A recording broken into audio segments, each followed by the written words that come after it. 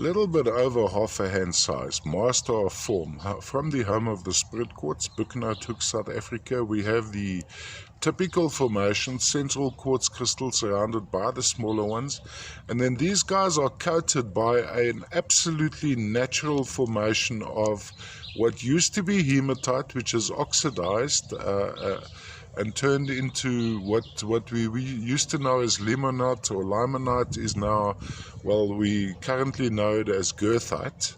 So oxidized hematite, maybe a little bit of chatoyancy on the faces.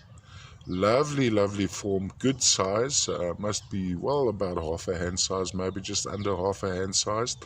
The black material sitting on top there creating lovely patterning would be a younger hematite which hasn't lost all its oxygen, of course stable out of its natural environment.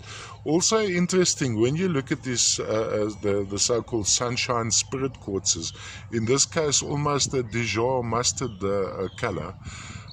You'd have this side which would have been protected more from the elements than this side. This side would have been, well, there's more oxidation which took place in this particular section. Almost perfect specimen, lovely form, does need a stand, so it ain't going to stand on its own. On its own it's going to look like that, a little bit lopsided. So I'd have it going on a turntable, going around like this, quite exquisite, all the way from the home of the spirit quartz, Hoek, South Africa. Quite rare these have become. This is all product of informal mining, so it's the locals digging up sections of their lands around the Kwaggafontein, the old Kwandebele, Hoek.